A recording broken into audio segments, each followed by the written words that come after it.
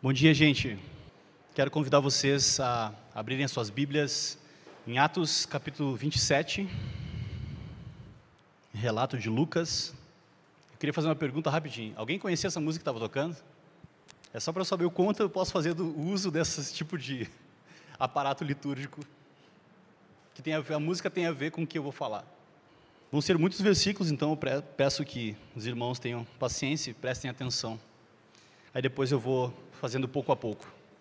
Mas eu realmente gosto de ler a passagem inteira, para a gente já ir se concentrando. Escute com fé o que diz a palavra de Deus.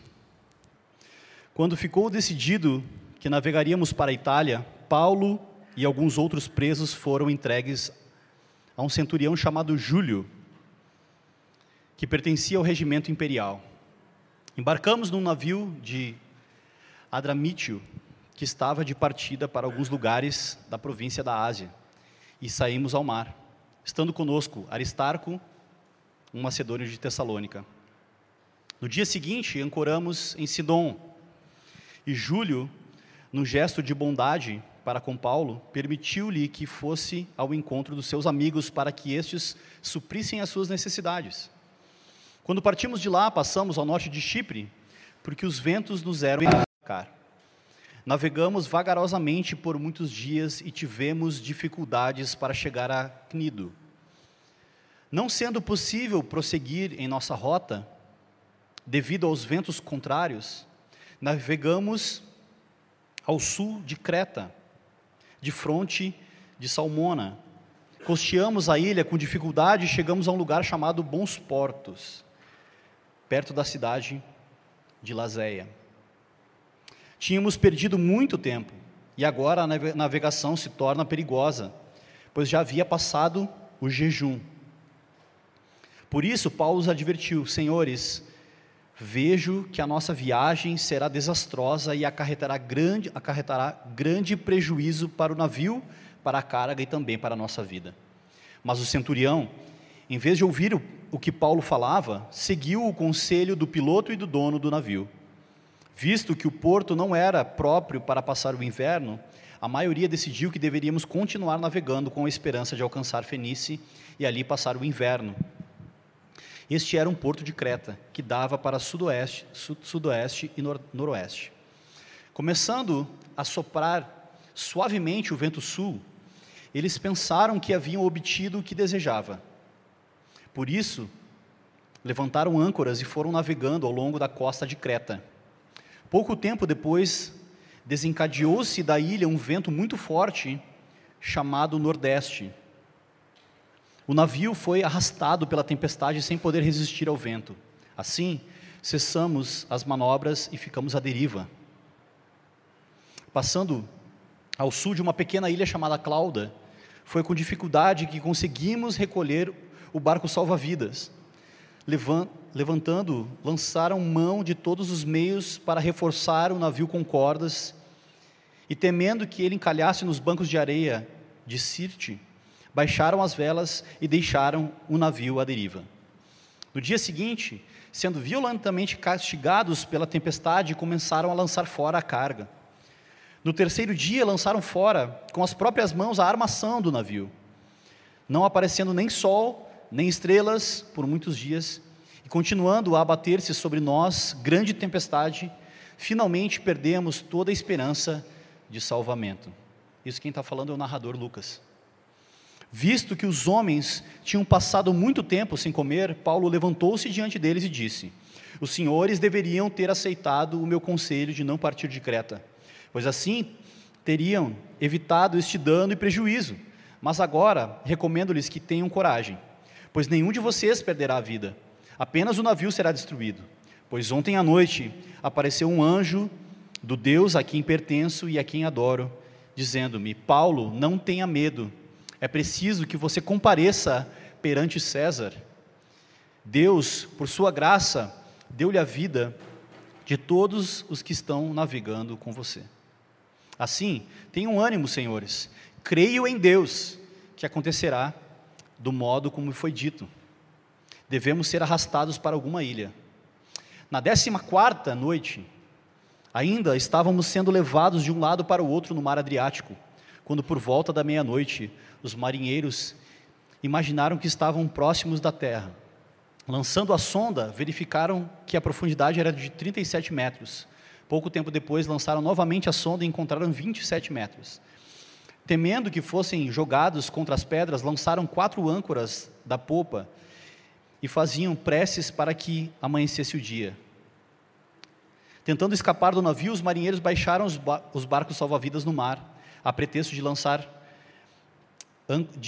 âncoras da proa. Então Paulo disse ao centurião e aos soldados: se estes homens não ficarem no navio, vocês não poderão salvar-se. Com isso, os soldados cortaram as cordas que prendiam o barco salva-vidas e o deixaram cair.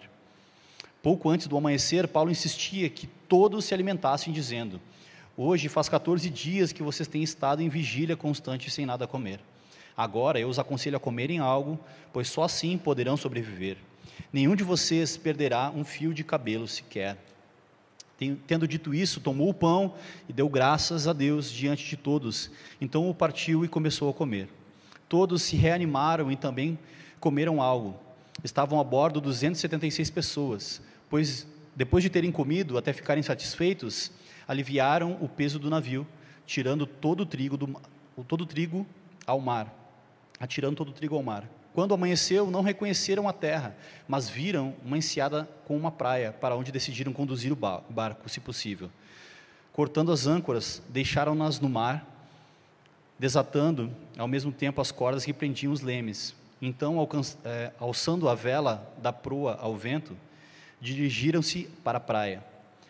Mas o navio encalhou num banco de areia, onde tocou o fundo. A proa encravou-se e ficou imóvel, e a popa foi quebrada pela violência das ondas. Os soldados resolveram matar os presos para impedir que alguns deles fugissem, jogando-se ao mar. Mas o centurião queria poupar a vida de Paulo e os impediu de executar o plano. Então, ordenou aos que sabiam nadar que se lançassem primeiro ao mar em direção à terra. Os outros teriam que salvar-se em tábuas ou em pedaços do navio. Dessa forma, todos chegaram a salvo em terra. Até aqui. Vamos orar mais uma vez.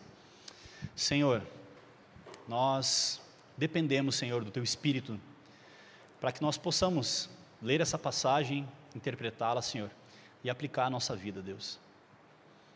Eu te peço, ilumina, Senhor, os nossos corações, as nossas mentes, para que nós possamos compreender quem Tu és, quem nós somos, Deus, e o plano de salvação para as nossas vidas. Abençoa-nos, Senhor, com a Tua palavra nessa manhã, em nome de Jesus. Amém. Amém? Consegue colocar a imagem da... Então, aqui tem um mapa, tem as viagens de Paulo, mas o que nos interessa aqui é essa linha pontilhada laranja. Assim, eu não vou ficar falando muito das cidades, só para a gente não... Eu não sou guia turístico, e nunca estive lá, então só para a gente ter uma ideia mesmo de onde é que o barco se perdeu. Então, aqui é a ilha de Creta. Geralmente, as navegações naquela época não tinha a quantidade de instrumentos de hoje em dia, então eles sempre navegavam meio que perto da costa, nunca iam muito para dentro do mar para não se perder nas tempestades. Então, quando eles foram costeando aqui, quando o barco começou a chegar perto de Creta, eles deveriam ir ali por dentro, costeando, e aí então a tempestade começou a empurrar eles para baixo, né, no vento nordeste, Então eles foram costeando aqui, e ali no meio do mar de Adria é que o barco se perdeu, eles ficaram 14 dias perdidos ali, à deriva no mar. Então, só para a gente entender qual é o caminho que, né, os dois barcos, né, estavam fazendo até chegar em Roma, que é lá naquela ponta lá. Então, só a nível de curiosidade, para entender assim um pouco, eu acho legal a geografia bíblica, da gente poder entender onde é que estava acontecendo, e tem muitas das cidades que são citadas na Bíblia que ainda existem e podem ser visitadas. Então, só para a gente entender a rota que Paulo estava fazendo. Então, assim, meus irmãos, essa passagem não é uma passagem muito simples de ser pregada.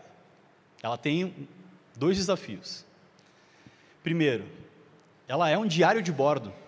Se a gente parar para analisar aqui, Lucas detalha, assim, com minúcia, tudo que os marinheiros fizeram, quantos dias eles ficaram à deriva no mar. É como se fosse um diário de bordo. Inclusive, esse capítulo de Lucas, ele é um dos documentos históricos mais importantes em relação à navegação, porque ali fala exatamente as manobras, os desafios climáticos daquela época, naquela região do Mar Adriático, e também as manobras que os marinheiros fizeram naquela época. Então, assim, no quesito histórico, é um documento muito importante. Isso nos ajuda, de certa maneira, e esse é o meu primeiro ponto, a confiar na palavra de Deus. Por quê? Porque a Bíblia não é um livro de ficção e nem um livro de fantasia. O livro de Atos é uma narrativa histórica. O narrador estava no navio. Inclusive, que eu pontuei no meio da leitura, o narrador perdeu a esperança no meio da viagem. Ele achou que ia morrer. Então, nós não cremos na Bíblia porque nos falta clareza, porque às vezes as pessoas que não acreditam em Deus pensam que acreditar na Bíblia é acreditar no livro de fantasia ou de qualquer outra coisa. Nós não. Nós acreditamos na Bíblia porque ela faz sentido. Ela é real, ela é a palavra de Deus. É Deus se revelando a nós por meio da história. Por meio da história. Então, Atos 27 é tão detalhado que muitos estudiosos de navegação antiga o utilizam para reconstruir rotas, técnicas e condições marítimas da época.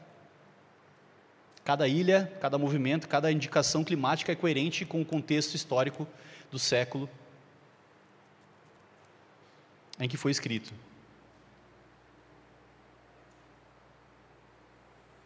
Mas aqui, além de um texto histórico que nós acabamos de ler, a gente pode cair no extremo de alegorizar muito. Às vezes alguns pastores fazem isso, né? Eles pegam um texto, aí fazem uma super alegoria e falam de tempestade e tal. A gente vai ter que alegorizar um pouco, porque se a gente lê como um relato histórico, isso aconteceu com Paulo 2000 anos atrás. Beleza, o que eu tenho a ver com isso? Então a gente precisa fazer alguma aplicação mais alegórica nesse sentido. Então, só para a gente esclarecer assim, alguns desafios no meio do caminho. Mas aqui, a gente vê também, de uma perspectiva teológica e espiritual, que Deus está conduzindo essa viagem.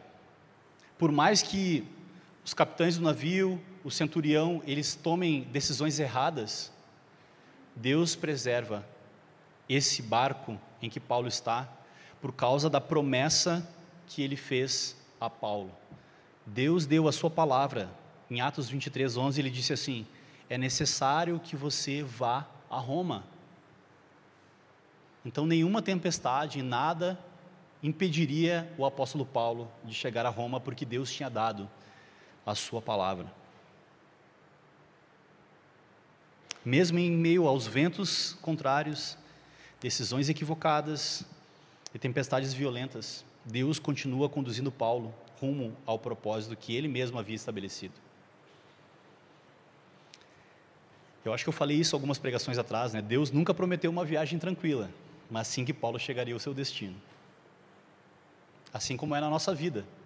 No mundo a gente vai ter aflições, mas Jesus está conosco nesse mundo.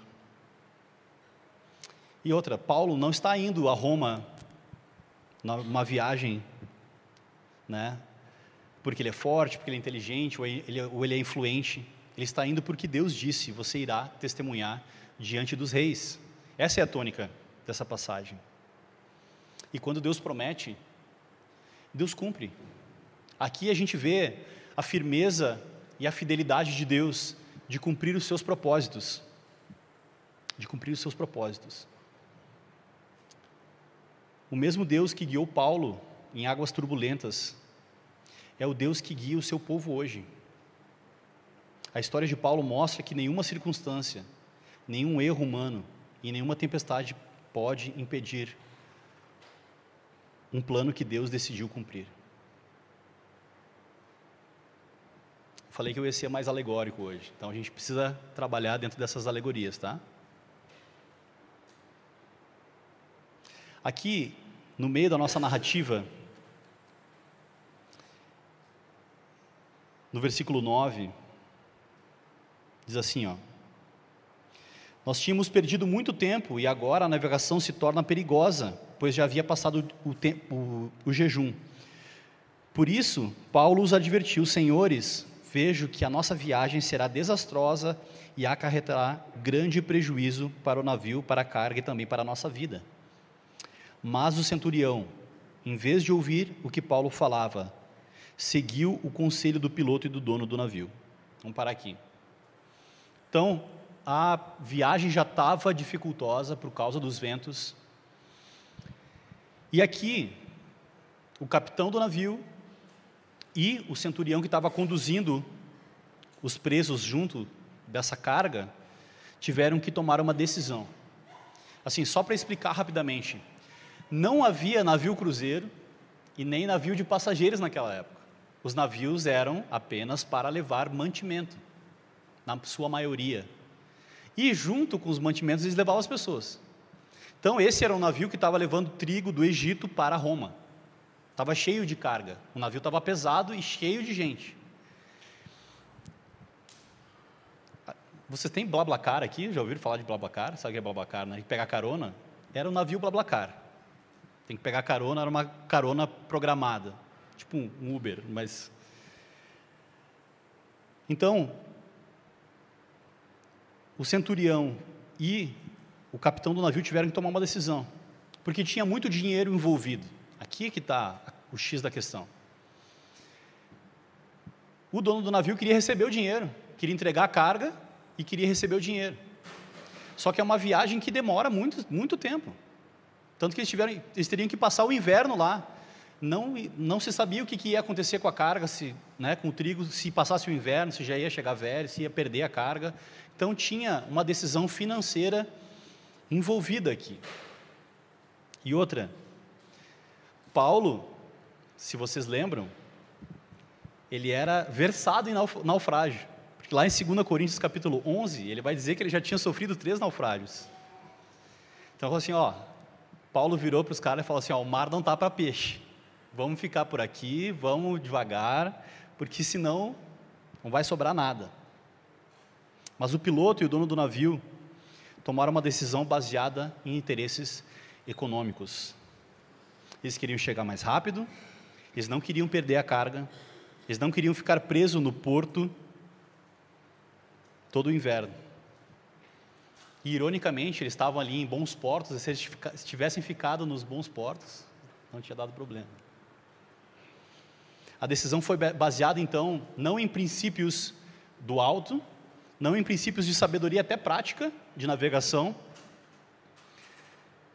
nem na prudência, mas foi baseada em conveniência e ganância. Então, por que Paulo foi parar no meio de uma tempestade à deriva, no meio do mar Adriático? Porque o líder do navio não ouviu a sabedoria prática de Paulo, muito menos tomou essa decisão baseada em valores do alto. A consequência, eles navegaram direto para essa tempestade, um vento nordeste, que tinha um nome bem estranho chamado Euroaquilhão. Em algumas versões mais antigas, se eu não me engano, tem escrito em vez de estar escrito vento nordeste, estava vento Euroaquilhão, que é o nome dessa tempestade que tem nessa época. E só para explicar também, ali, essa questão do jejum, não eram eles que estavam de jejum. O jejum era o único jejum prescrito pela lei dos judeus, que é o jejum do Yom Kippur, que é o da expiação. Então eles estavam e era nessa época, entre o final de setembro e o início de outubro. E era conhecido por todos os marinheiros que haviam tempestades muito fortes ali no final do outono e início do inverno. Então era conhecido que era perigoso fazer essa travessia. E aqui, então, fazendo um paralelo com a decisão do dono do navio e do centurião, nós podemos tirar uma lição espiritual. Nós somos tentados muitas vezes a tomar decisões no nosso dia a dia baseado em valores que não são os valores cristãos ou os valores do alto, do Evangelho. Inevitavelmente, todos nós tomamos decisões todos os dias. Todos tomam decisões. Umas mais complexas, que têm impacto maior, outro impacto menor. Mas todas as vezes que nós escolhemos o mais fácil, o mais rentável, o mais rápido, ignorando princípios espirituais, ou conselhos sábios e avisos de Deus, nós nos aproximamos de crises desnecessárias. Então, muitas vezes, agora para a nossa alegoria, muitas vezes, nós mesmos, por causa das nossas más escolhas, entramos na tempestade. Deixa eu ser um pouco mais prático nessa explicação. Quando a gente faz uma escolha, pensando em quanto isso vai render financeiramente, sem aplicar a lupa do Evangelho nessa decisão, se é uma boa decisão, uma decisão que não fere os princípios do Evangelho, e a gente toma uma decisão baseada apenas na questão financeira, sei lá, vamos colocar aqui, sonegar imposto, ou fazer algo que não é 100% lícito, mas que ninguém vai descobrir, baseado apenas no ganho, a gente está automaticamente tomando uma decisão errada e vai nos levar para dentro de alguma tempestade. Ou seja, o pecado tem consequências. Faz sentido? Só para ser mais prático.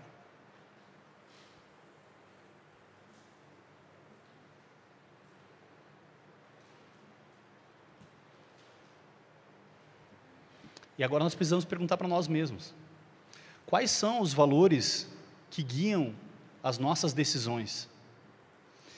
Eu vou fazer mais uma analogia aqui, mais uma aplicação. Quando alguém decide por uma carreira ou por um emprego baseado apenas no salário, sem levar em consideração as outras implicações que isso tem, isso pode ser uma péssima escolha, mesmo que seja ganhar 3, 4, 5 vezes mais. Aceitar um emprego numa cidade onde não tem igreja, onde você não conhece ninguém, onde você vai estar longe da família, não sei. Sem considerar os princípios do Evangelho, apenas para ganhar mais, pode não ser uma boa escolha. Provavelmente não seja. Isso coloca uma lista de princípios que a gente tem que ter bem claro na nossa mente, antes de tomar decisões. Sinceramente, vamos falar aqui sinceramente. Quando a gente recebe uma proposta de emprego, a primeira coisa que a gente faz lendo aquele e-mail é procurar os números. É ou não é? Primeiro a gente vê o salário, depois a gente vê o resto. É ou não é? Mas esse não pode ser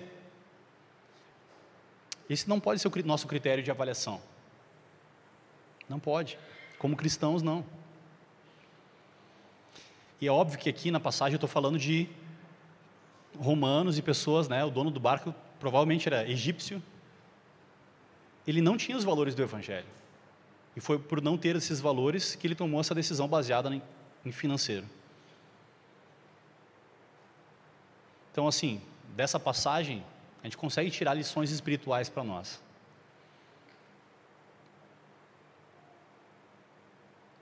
Então, tempestades muitas vezes são consequência, não do clima, mas da forma, ou das circunstâncias, mas da forma como nós escolhemos viver.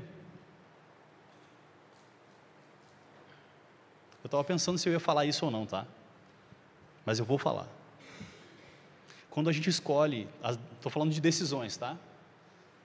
As decisões importantes da nossa vida, não só as importantes, mas principalmente as importantes, elas precisam ter os valores do Evangelho bem claros como critérios para nós. Casamento, não existe casamento entre cristão e não cristão. Você está indo voluntariamente para dentro da tempestade. Beleza? Vamos seguir em frente. Eu sei que dói ouvir isso, principalmente para os solteiros, mas essa é uma verdade. Você está entrando num barco rumo à tempestade. Mais um ponto aqui então. A fúria do mar revela a grandeza de Deus e a insuficiência do homem, a pequenez do homem. Eu estava conversando com o Pedro, que ele fez uma analogia que eu achei muito boa, me marcou muito, que às vezes o homem está focado, olhando para o espelho e vendo quanto ele é belo, quanto ele é forte, ele está focado em si mesmo.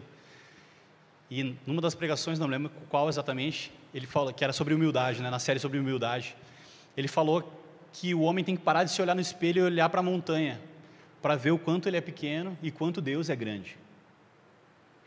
Então, às vezes, quando a gente esquece a grandeza de Deus, quem Deus é, a tempestade nos revela a grandeza de Deus.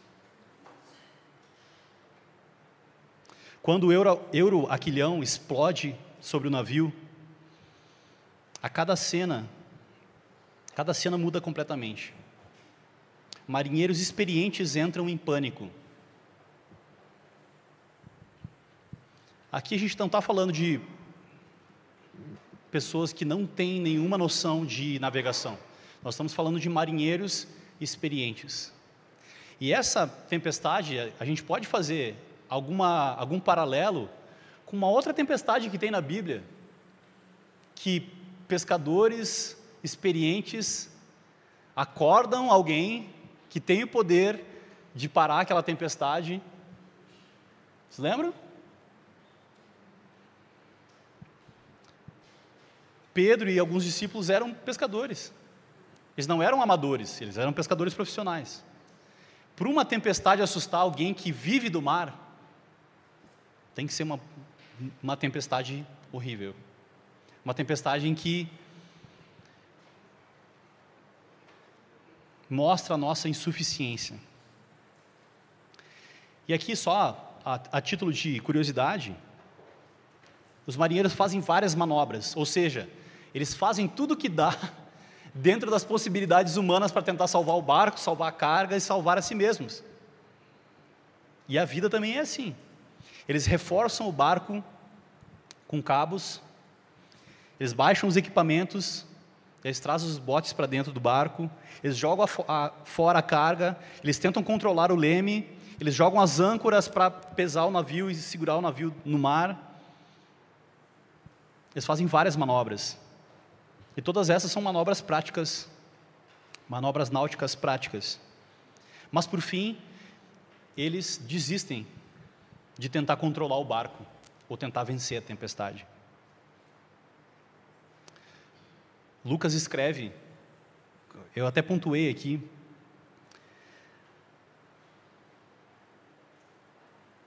no versículo 20, não aparecendo nem sol nem estrelas por muitos dias. Sol e estrelas são instrumentos de navegação, os únicos que tinha.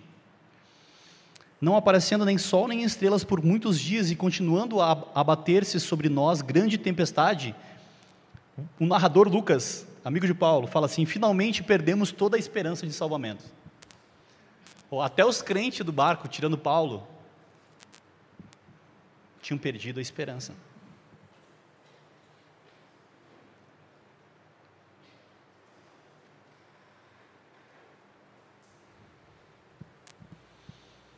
A criação, o homem não pode controlar a criação, essa é a verdade. Mas Deus se revela através da criação. Tem uma pergunta do catecismo infantil que eu faço lá em casa com meus filhos, que é: como Deus se revela? Através da natureza e da Bíblia. E o que Deus revela na natureza? O seu caráter, a sua lei e a sua ira.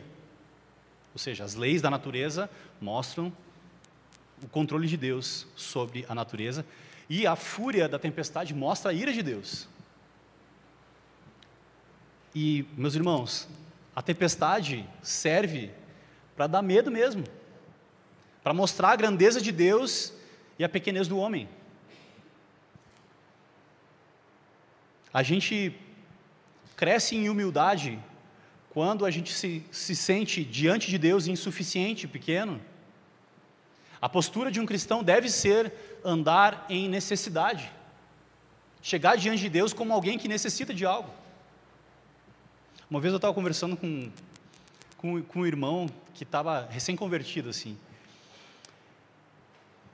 E aí eu tive uma pequena discussão com essa pessoa, porque ela falou assim, não, eu não peço nada para Deus, eu só agradeço. Eu falei, opa, tem coisa errada aí. Como assim? Como assim? Você tem muita coisa para pedir para Deus, a começar pelo perdão. Você precisa pedir perdão para Deus. Você precisa de muitas coisas de Deus. Ser um cristão é se reconhecer como um necessitado. Eu necessito da graça de Deus para o perdão dos meus pecados. Eu necessito do ar que eu respiro. Eu necessito de tudo. Tudo é graça de Deus, constante, diária, nas nossas vidas. Eu preciso chegar diante de Deus como alguém que necessita de Deus. E às vezes essas situações adversas que nos acometem colocam a gente no lugar certo, colocam o nosso coração no lugar certo, no lugar de insuficiência e de dependência de Deus. O pecado de Adão tem a ver com autonomia e autossuficiência. Ao tomar o fruto, ele falou assim, eu não preciso de Deus, eu me viro sozinho.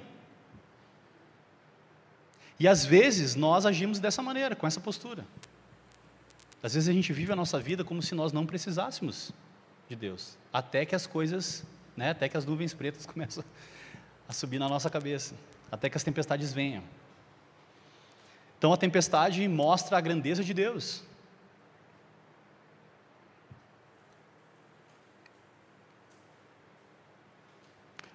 O mar mostra que o homem não é soberano. A tempestade mostra que nós não somos Deus. Quem é o homem diante de Deus, que comanda os ventos e os mares?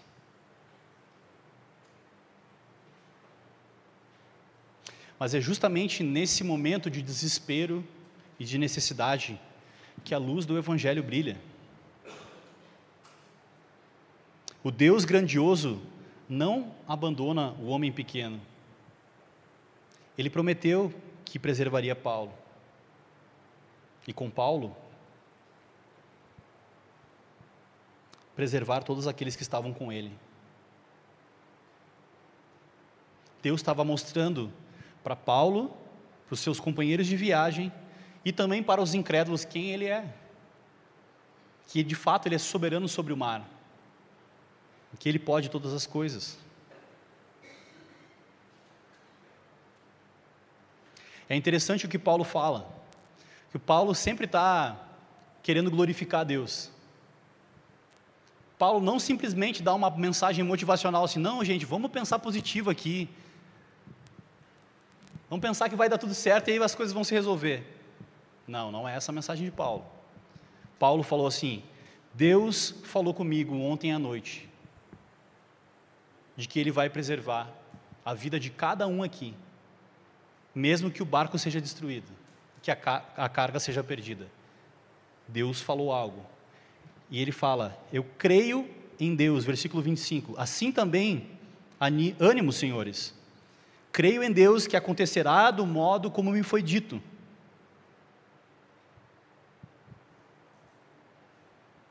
Não apenas Deus falou com Paulo, mas Paulo creu naquilo que Deus falou. Tem esse ponto também. Deus fala, Deus continua falando, Deus fala por meio da sua palavra. Agora nós cremos naquilo que Deus fala, naquilo que Deus revela para nós. Então as tempestades da vida nos lembram da nossa limitação, não para nos destruir, mas para nos ensinar que somos sustentados pelo Deus que governa tudo e todos. Eu sei que é um exercício mental fazer essas analogias, tá? Mas me ajuda aí. Quarto ponto. A fé verdadeira permanece quando toda a esperança humana se perde. Como eu li aqui no versículo 20, todos tinham perdido a esperança. Até Lucas, o narrador. Mas Paulo continuou crendo. Continuou crendo. Nisso ele é um exemplo de fé.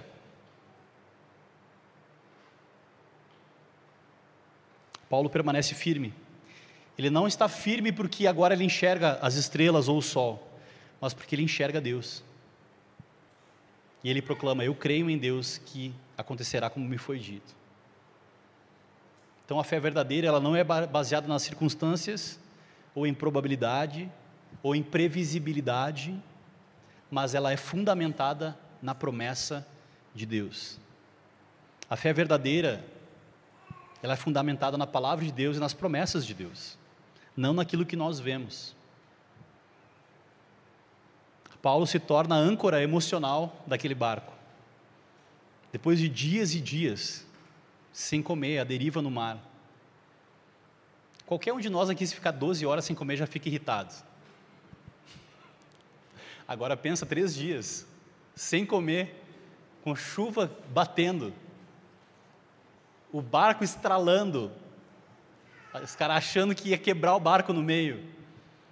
Eu achei muito interessante Paulo repreendendo, assim, eu acho que essa é uma coisa que ninguém aceita muito bem quando alguém faz, né? Tipo assim, eu avisei que não era para ir, eu avisei que ia dar errado. Paulo avisou, não avisou? O que deu? Tempestade, confusão. E eu acho interessante que no discurso dele ele falou assim: se vocês tivessem me ouvido, a gente não estava passando por isso aqui. Esse é um conselho meu, tá? Não é um conselho da palavra de Deus, é um conselho meu. Não faça isso com a sua esposa, com o seu esposo. Não fale, eu te avisei. Não é legal.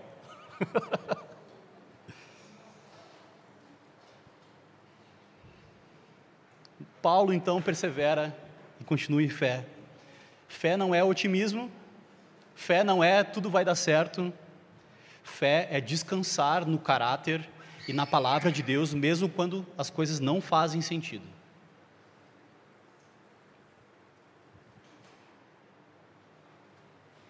O próximo ponto então não é errado fazer planos, mas o cristão vive guiado pela sabedoria do alto e pela providência de Deus. Nós devemos fazer planos, prever as coisas. O que eu estou querendo dizer, vocês, por favor, não interpretem dessa maneira.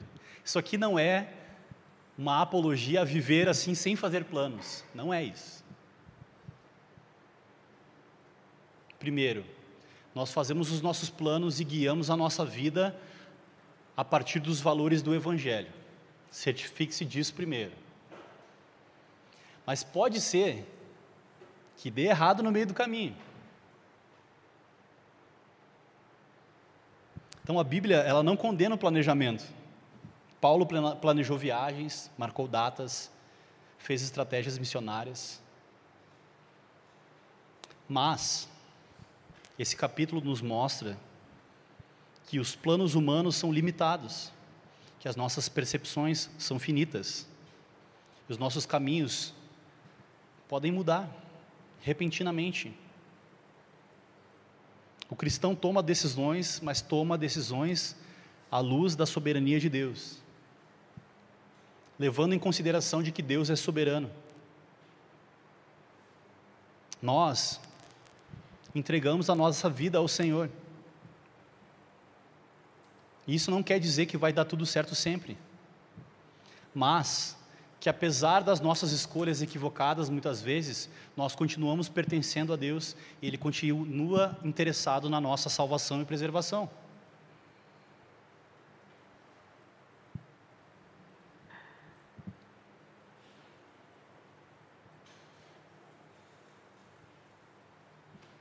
Então, o cristão toma decisões a partir do Evangelho. E aqui cabe uma outra aplicação, eu sinto que ultimamente, pelo menos das pessoas que eu conheço, que eu converso, que às vezes a gente deixa a nossa vida em compartimentos.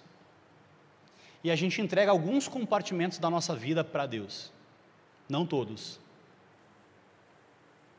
Antigamente, né? Eu não sei se vocês já conversaram com daquelas conversões radicais que a pessoa se entregava completamente para Jesus. Entregar todas as áreas da nossa vida. E a gente deve se entregar verdadeiramente todas as áreas da nossa vida. É um erro a gente compartimentar a nossa vida. Essa é uma narrativa até é uma narrativa mundana, de que a espiritualidade é apenas uma área da nossa vida. Ela tem algumas implicações. Não, mas eu tenho uma religião, eu vou no culto, eu tenho a minha fé aqui, mas a minha fé não influencia nas minhas decisões, a minha fé não influencia nas outras coisas. Não. Nós entregamos a nossa vida para Deus. Agora, Deus reina na nossa vida. Nós tomamos as nossas decisões, nós vivemos a nossa vida para a glória de Deus. E isso inclui toda a nossa vida.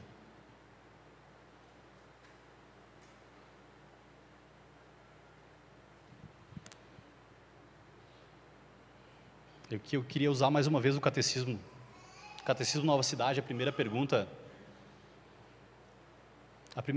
do Catecismo Nova Cidade diz assim: qual é a nossa única esperança na vida e na morte? A resposta é que não somos nossos, mas pertencemos de corpo e alma, tanto na vida quanto na morte, a Deus e ao nosso Salvador, Jesus Cristo. Essa deve ser a consciência do cristão. Nós fazemos planos, nós tomamos decisões, mas Deus continua soberano quando as coisas dão certo e quando as coisas não dão certo.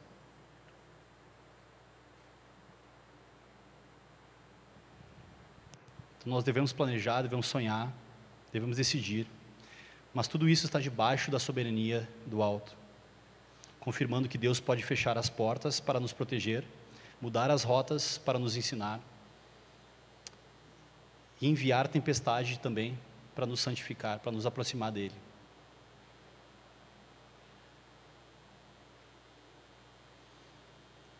Então, depois de todo esse perrengue que Paulo passou, a gente olhando para essa descrição histórica do naufrágio de Paulo, a gente aprendeu algumas coisas espirituais, lições espirituais a partir desse texto.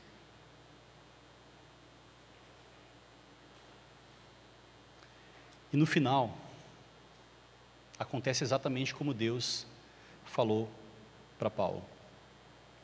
O versículo 44 diz assim: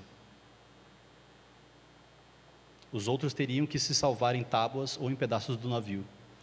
Dessa forma, todos chegaram a salvo em terra. Eu sei que é difícil para nós. Eu não sei, eu nunca viajei assim, mar aberto, essas coisas.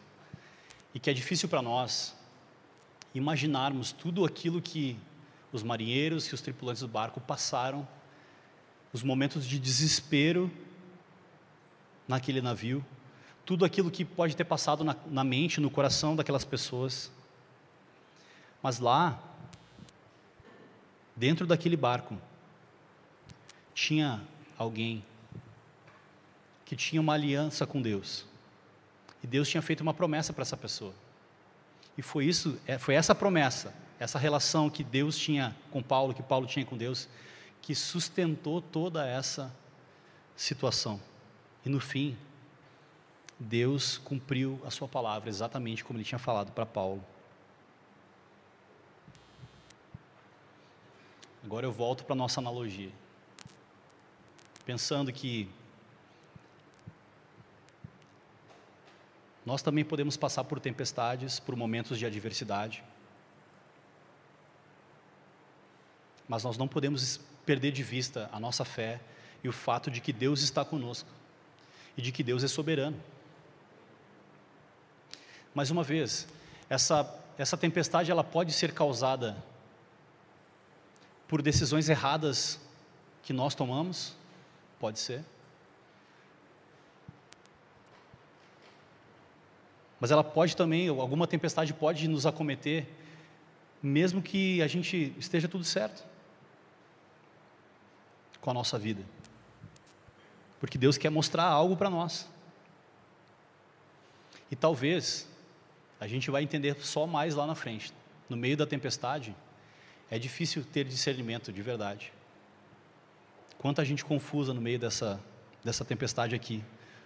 É marinheiro querendo pular para fora do barco, é os soldados querendo matar os prisioneiros.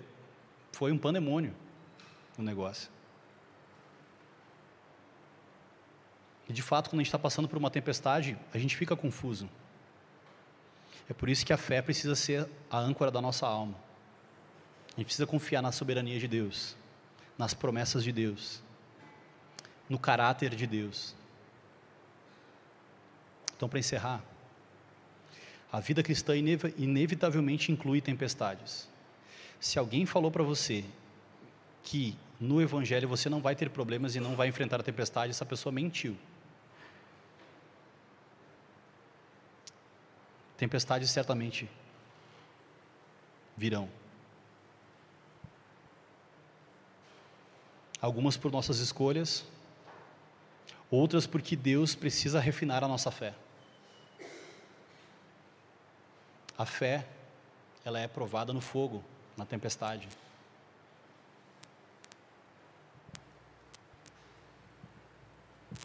Mas agora, quando você estiver lá no meio do vendaval, no meio da tempestade, lembre-se que Deus é soberano, de que Ele governa o mar, de que não há nada demasiadamente difícil para Deus.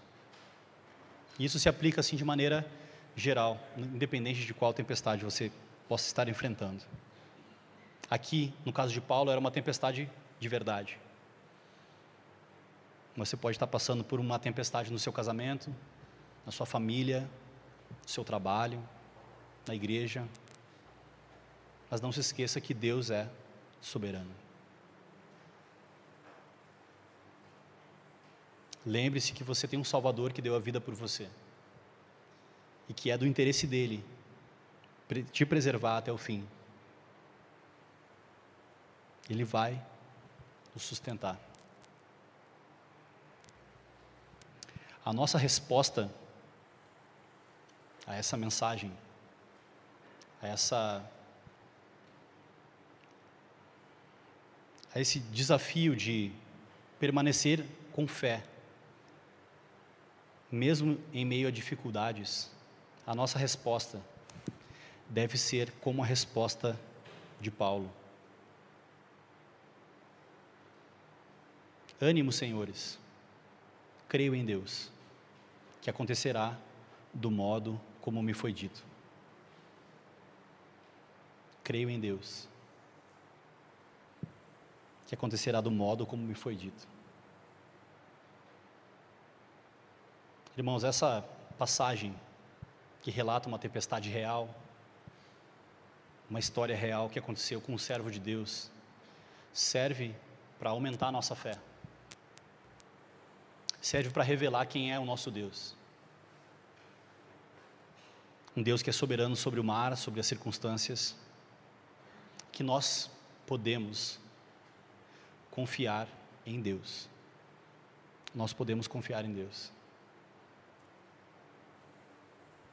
Você pode fechar os seus olhos? Senhor,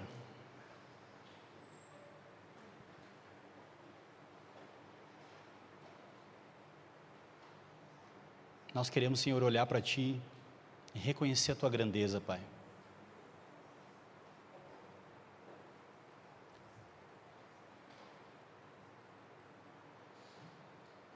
Nós somos insuficientes e nós somos necessitados, Deus. Nós oramos como discípulos, Senhor, aumenta a nossa fé. Lucas registrou a história desse naufrágio, não apenas como um diário de bordo, Senhor, mas como uma mensagem para nós crermos mais em Deus, e para que o Senhor pudesse aumentar a nossa fé. Então nós te pedimos, Senhor, aumenta a nossa fé, Senhor. Quando nós passamos por situações difíceis, nós ficamos confusos como as pessoas que estavam nesse barco. mas que a Tua palavra, que as Tuas promessas possam trazer o norte para nós, Senhor. Possam lembrar-nos da nossa verdadeira esperança, que é o Senhor Jesus. E que nós possamos dizer como Paulo: eu creio em Deus, que acontecerá do modo como me foi dito, Senhor. Senhor, aumenta a nossa fé. Assim nós oramos. Em nome de Jesus. Amém.